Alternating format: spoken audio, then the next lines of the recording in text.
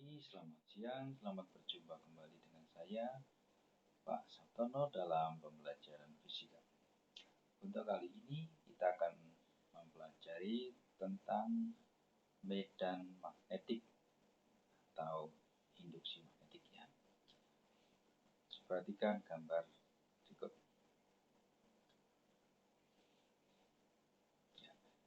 Gambar tersebut adalah foto sebuah maglev magnetic levitation, yaitu alat transportasi modern ya, seperti kereta api, tapi kecepatannya sangat tinggi. Ada yang bisa mencapai 581 km per jam bahkan lebih. Dan yang aneh, maglev ini tidak menyentuh rel. Tidak menyentuh rel, tapi melayang. Kenapa bisa melayang? Karena ditopang oleh medan magnet.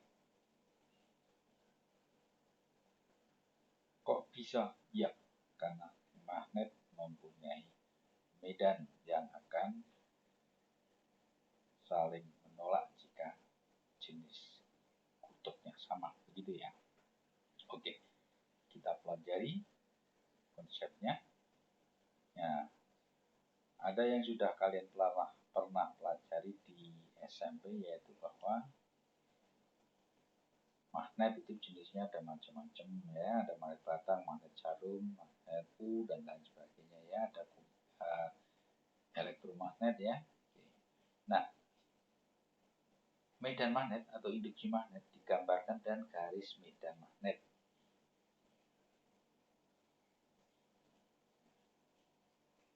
Dan medan magnet ini termasuk besaran vektor.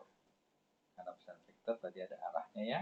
Nah, ini perhatikan ketentuannya. Ada 3 sifat garis medan magnet ya. Yang pertama, keluar dari kutub utara magnet, kita singkat KUM, dan berakhir pada kutub selatan magnet atau KSM.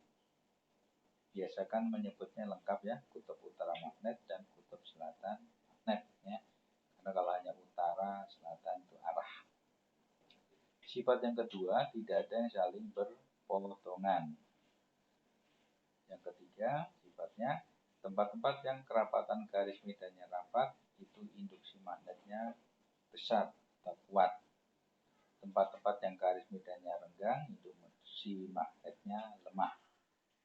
Tempat-tempat yang kerapatan garis medannya sejajar, induksi magnetnya homogen. Nah, itu pelajaran di tingkat SMP ya. Nah, di tingkat SMA ya, kalian tidak mempelajari mengenai bentuk magnet, tapi yang akan kita pelajari di titik tekannya adalah induksi magnetnya atau medan magnetnya. Nah, kenapa tadi maglev tadi bisa mengambang? Apakah maglev itu membawa magnet batang atau magnet yang sangat banyak? Bisa jadi ya. Bagian pertama, kita akan mempelajari induksi magnet yang simbolnya dengan huruf P ya, yang berada di sekitar penghantar berarus listrik. Konsep pertama tentang hukum Ørsted. Ya. Hans Christian Ørsted mengatakan ya, bahwa di sekitar kawat berarus listrik terdapat medan magnet. Nah, medan magnet tadi adalah besaran vektor ya, maka arah medan magnetnya itu kemana? Itu harus tidak boleh salah ya. Arah medan magnet di sekeliling kawat berarus listrik itu dapat ditunjukkan dengan kaidah tangan kanan, yaitu tangan kanan dengan posisi seperti ditunjukkan pada gambar ya. Jika ibu jari itu menunjukkan arah arus listrik I, maka arah genggaman keempat jari lainnya menunjukkan arah medan magnetik di sekeliling kawat tersebut. Nah, kita akan mencoba mengilustrasikan mencari arah medan magnet di sekeliling kawat lurus ya, dengan berbagai arah. Untuk contoh gambar ini, kalau arah arus listriknya mengarah ke atas, ya maka di sebelah kiri dari layar ini arah medan magnetnya mengarah ke keluar layar atau keluar bidang gambar. Di sebelah kanannya masuk ke layar atau masuk ke bidang gambar. Simbol masuk ke bidang gambar itu dengan lingkaran dengan tanda silang di tengahnya. Kalau keluar itu lingkaran dengan tanda titik atau dot di tengahnya. Oke, simbolnya tadi dengan huruf B. Ya, itu mengenai arahnya ya di Gun Oersted. Nah, Hans Christian Oersted belum berhasil menghitung berapa besarnya B di sini. Yang berhasil menghitungnya adalah Biot-Savart. Maka kita bahas sekarang hukum Biot-Savart. Besarnya medan magnetik di sekitar kawat berarus listrik diformulasikan oleh Biot-Savart dengan ketentuan sebagai berikut. Ya, yang pertama sebanding dengan kuat arus listrik I. Yang kedua sebanding dengan elemen panjang kawat dl atau delta L. Yang ketiga berbanding terbalik dengan kuadrat jarak dari titik P ke kawat berarus tersebut, yang R kuadrat. Yang keempat sebanding dengan sinus sudut apit antara elemen panjang kawat terhadap jarak titik P ke kawat tersebut, sinus theta. Jika dinyatakan dalam suatu nota matematis, maka dB sama dengan KI dl sin theta per R kuadrat. Di B itu berarti B yang sangat kecil ya, delta B yang sangat kecil karena delta L-nya sangat kecil. K di sini adalah suatu konstanta yang besarnya K sama dengan mu 0 per 4pi.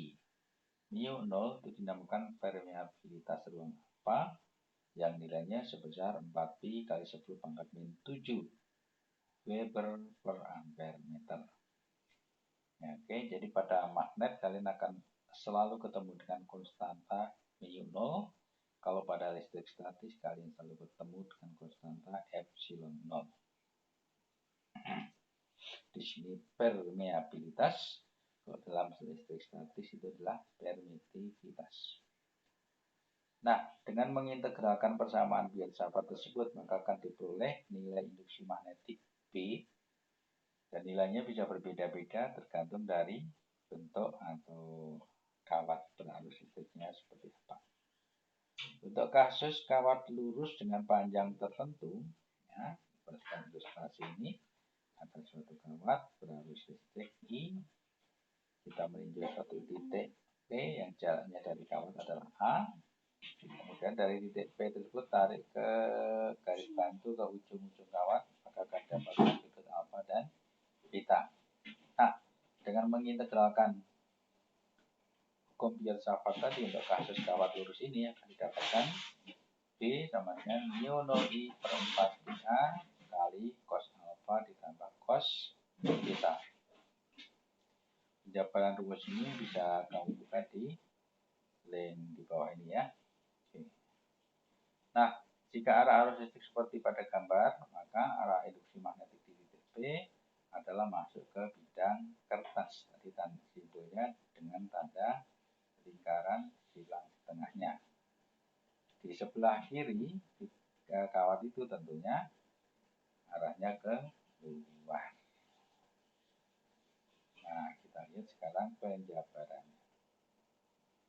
Oke, untuk yang kawat lurus sampai di sini, kita jumpa lagi di section berikutnya. Selamat mendalam.